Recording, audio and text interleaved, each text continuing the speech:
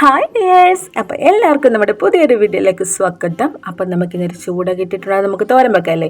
ചൂടെല്ലാം കഴുകി നല്ല വൃത്തിയാക്കി സുന്ദരമായിട്ട് ചട്ടി വെച്ചിട്ടുണ്ട്, അവിടെ ഇരിക്കട്ടെ.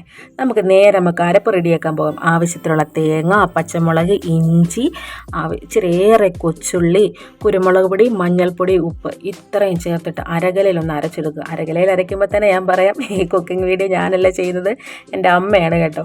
അപ്പം നല്ലപോലെ അരകലിൽ വെച്ച് അരച്ച് റെഡിയാക്കി എടുത്തിട്ടുണ്ട്. അതിനുശേഷം ഉപ്പും പുളിയും ഇട്ടിട്ട് ഇച്ചിരിയേറെ പച്ചമുളകും അങ്ങോട്ട് ചെറുതായിട്ടൊന്ന് അരിഞ്ഞിട്ടിട്ട് നമ്മുടെ ചൂടയിലോട്ട് ചേർത്ത് നല്ലപോലെ കൈ കൊണ്ടൊന്ന് ഇളക്കി എടുക്കുക. കാരണം കൈ കൊണ്ടൊക്കെ നമ്മൾ ചെയ്യുന്ന ഫുഡിന് അതിനൊരു പ്രത്യേക രുചിയാണ് കേട്ടോ.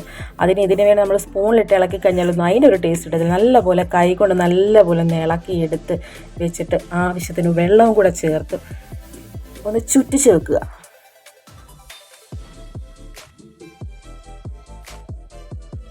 നല്ലപോലെ വട്ടം കറക്കി നമ്മൾ നേരെ നമ്മുടെ വിറകടുപ്പിലോട്ട് നമ്മുടെ ചൂടത്തോരൻ റെഡിയാക്കാൻ വേണ്ടി വെക്കുകയാണ്. വീട്ടിൽ വന്നു കഴിഞ്ഞാൽ പിന്നെ എല്ലാം ഇങ്ങനെ കേട്ടോ. ഞാനാണ് ഇപ്പോൾ എപ്പോഴേ പെട്ടെന്ന് ഗ്യാസിലും മിക്സിയിലും ഒക്കെ എപ്പോഴേ റെഡിയാക്കിക്കാൻ.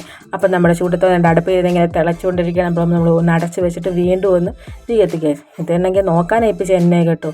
ഞാൻ എത്രയൊക്കെ നോക്കിയിട്ട് തീ അങ്ങോട്ട് കത്തുന്നില്ല, ചെറുതായിട്ടൊന്നേ കത്തുന്നുള്ളൂ. അങ്ങനെ ഒരു വിധത്തിൽ നമ്മുടെ ഫൈനലായിട്ട് നമ്മുടെ ചൂടത്തോരൻ്റെ റെഡി ആയിട്ടുണ്ട്.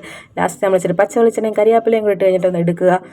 അപ്പോഴുണ്ട് നീ നോക്കിയൊക്കെ തീ ഇവിടെ ആളിക്കിടന്ന് കത്തുക. സാധനം ഇറക്കി കഴിഞ്ഞപ്പോൾ തൊട്ട് തീ ഭയങ്കര ആളിക്കത്തിക്കുക. എത്ര കിടത്താൻ നോക്കിയിട്ട് പോലും തീ എത്തുന്നില്ലായിരുന്നു. എന്തായാലും ഇങ്ങനൊരു സാഹചര്യത്തിൽ കൂടെ നമ്മളെല്ലാവരും ഒന്ന് കടന്നു പോയിട്ടുണ്ടായിരിക്കും അല്ലേ. എന്തായാലും ചൂട മേടിച്ച് കഴിഞ്ഞാൽ വറക്കാതെ എന്തെടുക്കാൻ നമ്മൾ വറക്കാൻ ഇച്ചിരി മാറ്റി വെച്ചിട്ടുണ്ട്. പക്ഷേ ഇതിൻ്റെ റെസിപ്പി എൻ്റെ കേട്ടോ, എല്ലാവരും ചെയ്യുന്നത് തന്നെ. കുറച്ച് മഞ്ഞൾപ്പൊടി, കുറച്ചധികം കുരുമുളക് പൊടി, കുറച്ച് മുളക് പൊടി, ഉപ്പ്, 2 വെളുത്തുള്ളിയും ചൂടെ ചതച്ചിട്ടിട്ട് അങ്ങോട്ട് മാറ്റി ഞാൻ ഫ്രിഡ്ജിൽ കൊണ്ട് വെച്ചിരിക്കുകയാണ് നാളെ. അപ്പോൾ ഇവിടെ നേരെ എടുത്തിട്ട് സ്പാനെല്ലാം ചൂടായപ്പോഴത്തേക്ക് നേരെ നമ്മൾ ചൂടയെല്ലാം എടുത്തിട്ട് വറക്കാൻ വേണ്ടി വെച്ചിരിക്കുക കേട്ടോ. ചൂടത്തോരൻ ഇതെന്തായാലും വറുത്ത് വെക്കുന്നേ അറിയത്തുള്ളൂ, പിന്നെ തീരുന്നത് അറിയത്തില്ല. പെട്ടെന്നാണ് തീരുന്നത്. ഇച്ചിരിയേറെ നമ്മൾ പാത്രത്തിലിടും, പക്ഷേ വെന്തെല്ലാം റെഡിയായി വരുമ്പോഴത്തേക്ക് ആളിച്ചിരേ കാണത്തുള്ളൂ.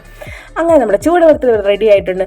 അപ്പോൾ പിന്നെ ചോറും സാമ്പാറും ചൂടത്തോരനും ചൂട വറുത്തതും കൂട്ടി കഴിക്കാം. ടാറ്റാ.